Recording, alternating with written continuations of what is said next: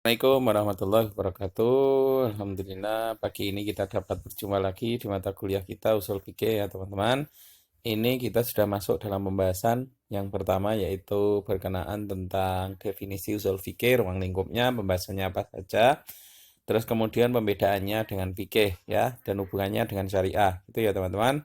Oke, sebelum kita mulai perkuliahan, marilah kita baca basmalah bersama-sama. Bismillahirrahmanirrahim. Oke, semoga perkuliahan kita hari ini diberikan kelancaran. Oke, sebelumnya saya ingatkan apa itu presensi di kelas ya, teman-teman. Jangan lupa pokoknya presensinya yang seperti yang saya beritahukan minggu lalu. Oke, langsung pada pembahasan kita hari ini ya, teman-teman. Jadi materi pertemuan kita hari ini berkenaan tentang pengertian fikih dan usul fikih, perbedaan antara keduanya, urgensi ilmu usul fikih dan hukum mempelajarinya ya. Terus kemudian sandaran ilmu usul fikih, kemudian objek pembahasan usul fikih ya. Itu. Terus kompetensi yang kami inginkan ketika dengan semua belajar tentang topik yang kita pelajari hari ini adalah agar memiliki wawasan tentang usul fikih dan fikih, terus bisa membedakan antara usul fikih dan fikih, kemudian mampu menjelaskan kegunaan dari usul fikih dan objek-objeknya. Oke, sekarang kita masuk ke dalam pengertian usul atau ta'rif usul ya. Yang pertama al-usulu jam'al asl. Jadi al-usul itu adalah jamaknya dari al-aslu ya, fahuwa lughatan ma yabni alaihi ghairuh.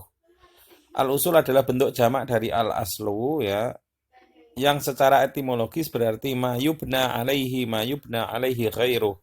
Dasar segala sesuatu, dasar dari segala sesuatu atau bisa dikatakan sebagai pondasi atau asas atau akar. Usul ya, asal gitu namanya ya. Sudah diserap ke dalam bahasa Indonesia biasanya. Seperti dalam surat Ibrahim ayat 24, alam tara kaifa daraballahu mathalan kalimatan thayyibatan kasyajaratin thayyibatin asluha tsabitun wa far'uha fis sama. Asluha tsabitun. Nah, ini menunjukkan akar, yaitu dasarannya, pondasinya, asasnya gitu ya. Sedangkan wal aslu istilahan wa huwa ad-dalil. Qila aslu hadzal hukm minal kitab. Sedangkan menurut istilah, kata asal berarti dalil. Misalnya para ulama mengatakan aslu, yaitu dalil tentang hukum masalah ini ialah ayat sekian dalam Al-Quran. Tapi coba diartikan usul itu artinya adalah dalil ya. Kalau usul fikih berarti otomatis dalil fikihnya gitu. Sekarang pengertian fikih, ta'riful fiqh. Al-fiqhu fil lughah wa huwa al-ilmu bisyai' wal fahmu lahu. Fikih menurut bahasa berarti pengetahuan dan pemahaman terhadap sesuatu ya. Pengetahuan dan pemahaman terhadap sesuatu al-ilmu bisyai' wal fahmulah ya. Seperti yafqahu qouli Toha ayat 27. Al-fiqh istilahan wa huwa al-ilmu bil ahkami syar'iyyah al-amaliyah al-muktasib min adillatiha tafsiliyah. Fikih secara istilah ialah ilmu tentang hukum-hukum syar'i yang bersifat amalia yang diperoleh dari dalil-dalilnya yang terperinci ya. Al-ilmu bil ahkami syar'iyyah al-amaliyah al-muktasib min adillatihat tafsiliyah. Ilmu tentang hukum-hukum syar'i yang bersifat amalia yang diperoleh dari dalil-dalil yang terperinci atau dalil-dalilnya yang terinci. Tafsiliyah. Coba kita jelaskan satu persatu.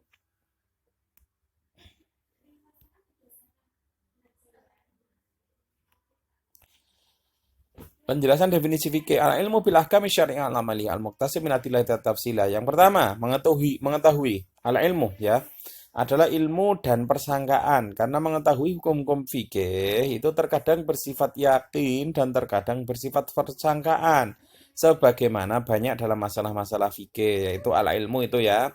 Terus kemudian hukum-hukum syar'i adalah hukum-hukum yang diambil dari syariat seperti wajib dan haram.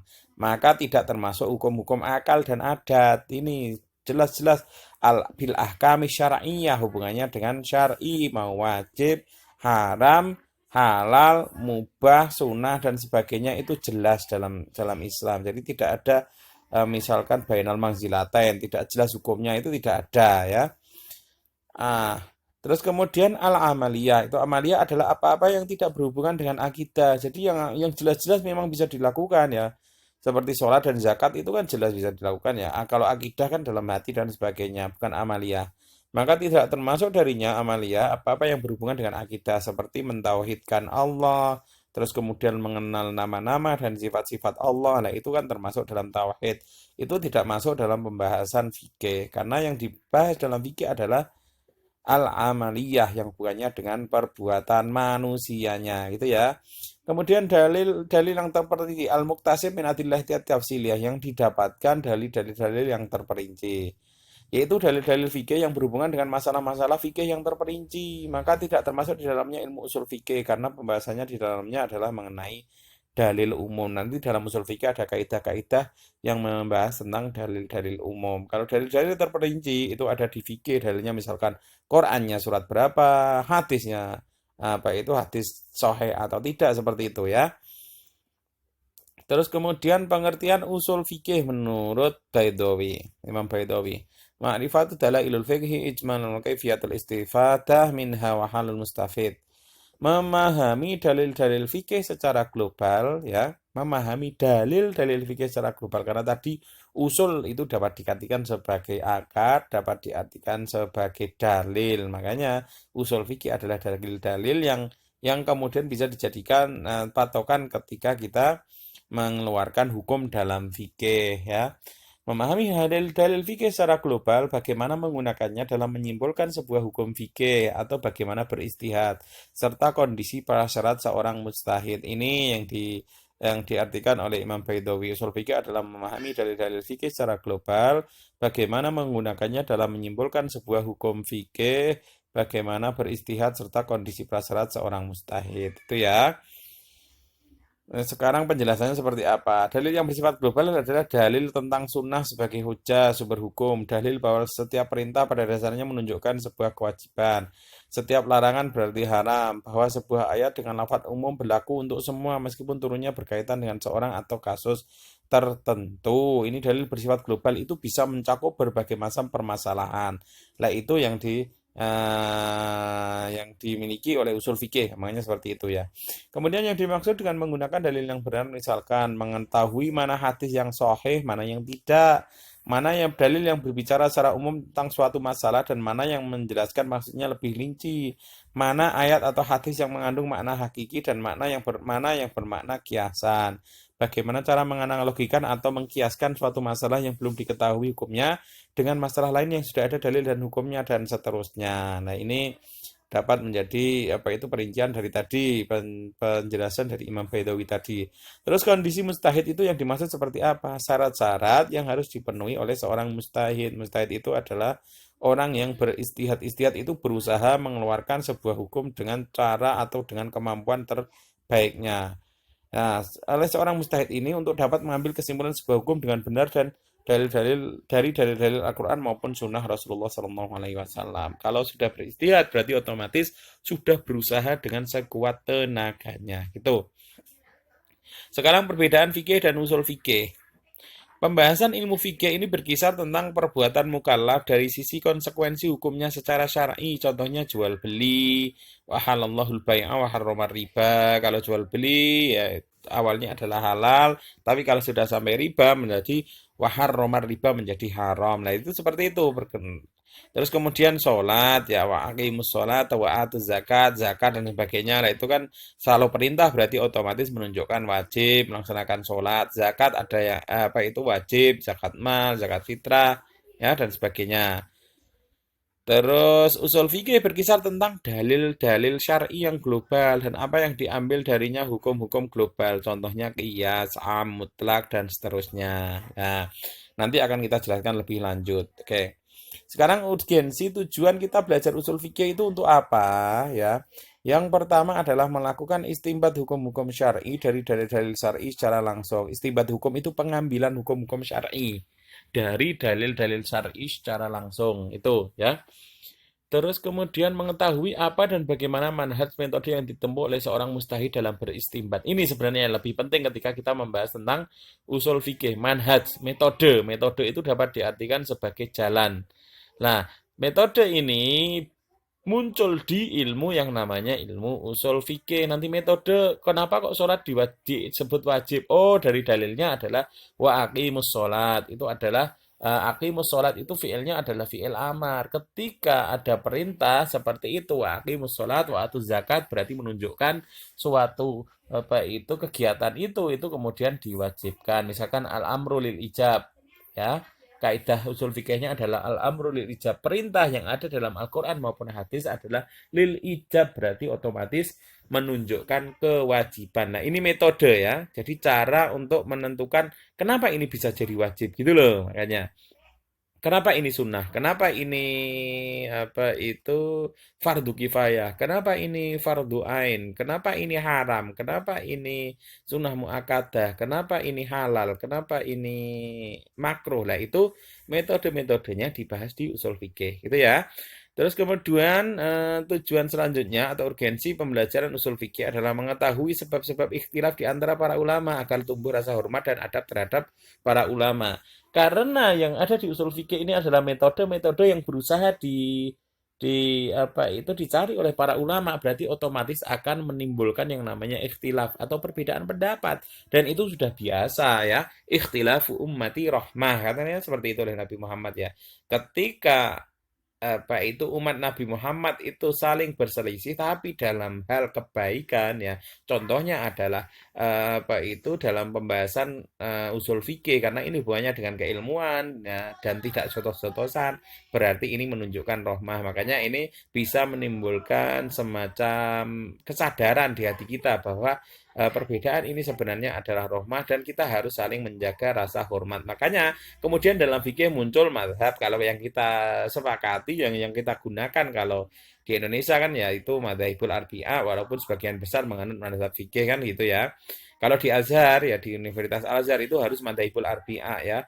Maliki, Hanafi, Syafi'i, kemudian Hambali itu. Jadi madhab 4 itu yang digunakan dalam fikih. Makanya meskipun produk hukum dalam fikihnya ada beberapa perbedaan, tetap harus ada rasa hormat karena menunjukkan mereka semua sudah menggunakan metode-metode yang diyakini oleh masing-masing ulama tersebut gitu ya.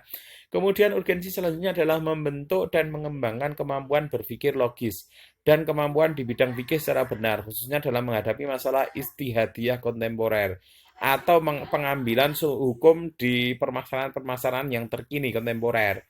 Jadi kalau kita memahami dari usul fikih nanti akan paham seperti tadi yang saya katakan. Ini kenapa apa itu mencuri itu apa itu bisa menyebabkan seorang kaya, tapi kenapa diharamkan ya? Kenapa gosok itu dilarang misalkan ya? Kenapa apa itu daging babi itu dilarang? Kenapa daging anjing dilarang ya?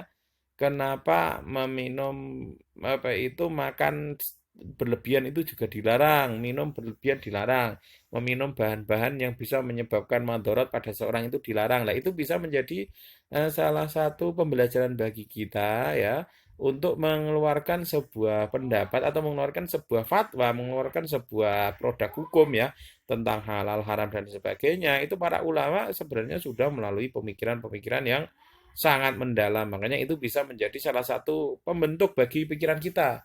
Sekarang ya, kita harus mengikuti pola-pola pemikiran para ulama tersebut ketika mau memecahkan masalah dalam syariah atau dalam syariah Islam. Gitu ya, teman-teman. Jadi kalau mudahnya seperti ini ya. Islam diturunkan kepada umat manusia itu kan ya. Terus kemudian di dalam Islam itu ada yang namanya ajaran-ajaran kan ya. Nah, ajaran itu terbungkus dalam syariah Islamiyah. Namanya adalah syariah ya. Kalau syari itu kan artinya jalan ya. Kalau sampean mau menjadi orang Islam berarti otomatis harus orang Islam yang kafah, yang sempurna, makanya harus melewati jalan yang sudah ditentukan. Jalan tersebut disebut sebagai syariah gitu. Nah, di dalam jalan tersebut itu tidak semuanya terus kemudian disusun secara rapi ya. Terus kemudian sudah jelas semuanya, oh ini wajib, ini halal, ini haram dan sebagainya. Lah, karena belum jelas seperti itu, ya sebenarnya sudah dijelaskan beberapa, tapi masih ada beberapa apa itu beberapa yang perlu untuk dijelaskan secara lebih rinci. Makanya kemudian muncul yang namanya fikih. Ya, di situ kan nanti ada pembahasan toharoh, sholat, zakat, puasa, fikih tematik lah namanya ya.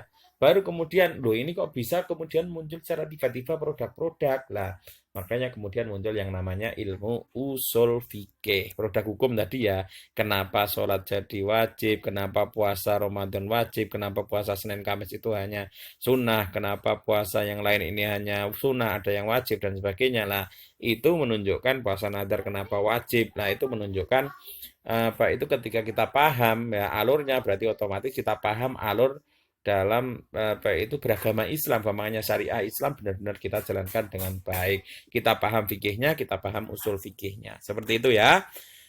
Terus kemudian objek pembahasannya nanti apa saja? Pembahasannya yaitu apa itu pengertian, tujuan dan lain-lain. Ini tadi sudah kita bahas. Kemudian prinsip dasar fikih dan hukum-hukum syar'i sudah.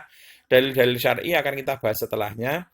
Metodologi istinbat ahkam, cara pengambilan hukum itu seperti apa? Nanti kita bahas di perkuliahan setelahnya ya.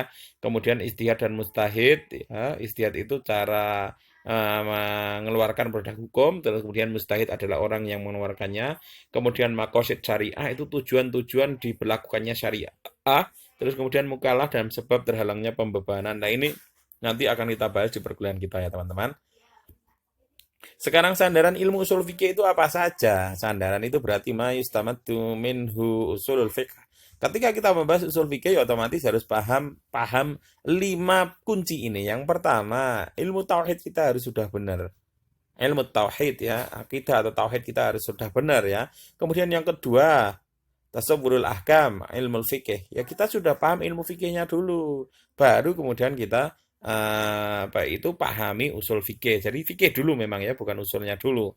Ada fikih terus kemudian kita berusaha memahami metodenya ya, karena biasanya nanti yang dibahas ini kenapa wajib, kenapa sunnah, kenapa halal, kenapa haram kan seperti itu. Kemudian selain itu kita juga harus paham yang namanya ilmu lughah al-arabiyyah, ilmu bahasa Arab. Baru kemudian kita paham qasdus syari'. Kenapa syariat itu di apa itu disyariatkan atau diberikan kepada manusia? Lah itu harus kita paham maksud dari syariah itu disyariatkan seperti apa ya. Nanti bisa karena hifdzun nafas, hifdzuddin dan sebagainya itu akan kita bahas setelahnya. Kemudian yang kelima, akal dan logika kita juga digunakan. Jadi harus berpegang kelima hal ini ketika kita membahas tentang ilmu usul fikih gitu ya. Nah, lanjut. Ini sudah, ini dulu yang kita bahas ya teman-teman. Sekarang coba ke perkembangan ini. Mohon maaf, ini perkembangannya usul fikih nanti akan saya share lagi ya. Teman-teman, ini dulu ini berkenaan tentang ilmu usul fikih dan sebagainya. Silahkan kalau nanti ada apa itu pertanyaan bisa dituliskan di Google apa kok Google di WA group ya. Nanti akan saya jawab. Pertanyaannya dituliskan ya, jangan direkam, dituliskan ya. Nanti akan kita bahas bersama-sama. Gitu. Atau sekilas saya tambahkan sedikit ya. Tentang perkembangannya seperti ini ya, perkembangan ilmu usul fikih atau perkembangan keilmuan Islam ya. Yang pertama, tentang fikih itu sendiri di masa Nabi Muhammad ya. Fikih itu sudah dilaksanakan, teman-teman ya. Fikih itu sudah dilaksanakan, sholat sudah diwajibkan ya. Terus kemudian puasa ada yang diwajibkan, ada yang sunnah. Sholat sendiri juga ada yang sunnah dan sebagainya ya. Zakat dan sebagainya. Terus kemudian puasa, haji ya kan. Kan itu ya, syariah rukun Islamnya kan di situ. Itu sudah dibahas semuanya, sudah dilaksanakan di masa Nabi. Tapi tentang ilmu fikihnya sendiri belum ada di masa Nabi, teman-teman ya. Belum ada. Nanti ilmu-ilmu yang muncul adalah yang pertama adalah ilmu apa itu qiraat ya, karena berkenaan tentang pembacaan Al-Qur'an kan ya. Terus kemudian pada masa sahabat kemudian ilmu qiraat berkembang, kemudian ada ilmu kitabah, penulisan Al-Qur'an kan ya. Penulisan Al-Quran dimulai di masa Nabi Muhammad sudah ada penulisan Al-Quran. Tapi kemudian pembukuan Al-Quran terjadi di masa Utsman bin Affan ya, pembukuan Al-Qurannya. Terus kemudian di masa setelahnya muncul yaitu ilmu hadis ya. Karena ketika masa Umayyah sudah banyak hadis-hadis yang bertebaran, itu hadis-hadisnya maudhu palsu. Terus kemudian akhirnya dari munculnya ilmu hadis ini baru kemudian turun menjadi ilmu fikih. Dan orang pertama yang diyakini berusaha menyusun ilmu fikih adalah apa itu Imam Malik ya, karena dia termasuk hidup di masa Bani Umayyah ya, di masa Bani Umayyah meskipun hidupnya di Madinah ya, hidupnya di Madinah, tapi dia orang pertama yang kemudian berusaha menyusun hadis-hadis Nabi ke dalam bab-bab fikih tertentu seperti sholat, zakat, puasa, haji dan sebagainya di situ. Nah, baru masa setelahnya ya ketika produk-produk tersebut muncul, makanya kemudian murid dari Imam Malik berarti otomatis satu masa setelahnya ya adalah Imam Syafi'i ini menerbitkan sebuah kitab yang namanya atau menulis sebuah kitab yang namanya Ar-Risalah. Di dalamnya isinya adalah metode-metode tentang cara mengeluarkan sebuah produk dalam fikih. Jadi itu perkembangannya seperti itu ya teman-teman. Tapi tentang praktek usul fikihnya ya, praktek fikih di masa Nabi ada, praktek usul fikihnya apakah ada? Ada juga. Contohnya ya, dalam kasus ketika sebuah hadis ini ketika seorang sahabat ya, ketika seorang sahabat itu bertanya kepada Nabi ya, atau berdebat dengan Nabi tentang apa itu tayamum itu ya, tentang tayamum ya, tentang tayamum dalam suatu perjalanan. Jadi ada dua orang sahabat Nabi dalam sebuah perjalanan ketika masuk waktu sholat mereka tidak mendapatkan air. Kemudian keduanya bertayamum, kemudian sholat. Dan setelah sholat selesai, kemudian mereka melanjutkan perjalanan dan masih di waktu jam-jam apa itu di waktu sholat tersebut, keduanya menemukan air. Salah satu darinya kemudian berwudu dan mengulang sholatnya. Tapi yang satunya karena merasa sudah sholat, dia tidak mengulang sholatnya. Akhirnya mereka berdebat. Ini yang benar, yang mana? Nah, berarti usul fikih atau fikih itu muncul seperti itu. Ketika ada perbedaan pendapat seperti itu. Makanya kemudian mereka datang kepada Nabi ya. Kemudian mereka datang kepada Nabi dan mereka menyajikan permasalahan tersebut dan Nabi mengiyakan keduanya ya. Yang sudah tayamum ya, sudah tayamum, kemudian apa itu sholat dan dia tidak mengulang ketika menemukan air, menemukan berwudu, maksudnya mengulang untuk sholat lagi, maka dia sudah dianggap gugur melaksanakan sholatnya. Tapi yang mengulang dengan berwudu dan sholat lagi itu dia mendapatkan dua dua pahala sholat, dua pahala baik itu tayamum dan wudhu. Nah ini menunjukkan sebenarnya metode istimbat akam yaitu atau pengeluaran sebuah hukum di masa Nabi Muhammad itu sudah pernah dilakukan ya, sudah pernah dilakukan oleh Nabi Muhammad dan itu sudah dicontohkan kepada para sahabat pengambilan hukumnya seperti apa. Jadi ya tidak mesti misalkan dalam Quran itu yang benar salah satu tidak, tapi kemudian Nabi Muhammad akhirnya menjelaskan tentang kebenaran dari keduanya. Ini menunjukkan Nabi Muhammad bisa saja ini mengambil maslahah dari permasalahan tersebut ya. Selama dia sudah sholat berarti otomatis ini. Nah, ini sudah menjadi salah satu contoh atau gambarannya adalah perkembangan dari usul fikih di masa Nabi Muhammad sampai masa akhir, sampai masa di mana Imam Syafi'i kemudian memunculkan yang namanya Risalah itu yang dianggap sebagai akhirnya Imam Syafi'i kan dijuluki sebagai bapak dari ilmu usul fikih atau orang yang menuliskan ilmu usul fikih pertama. Seperti itu dulu ya teman-teman. Nanti kita lanjut diskusi, saya bisa sampean ketik di grup WA ya. Presensi jangan lupa. Terima kasih. Wassalamualaikum warahmatullahi wabarakatuh.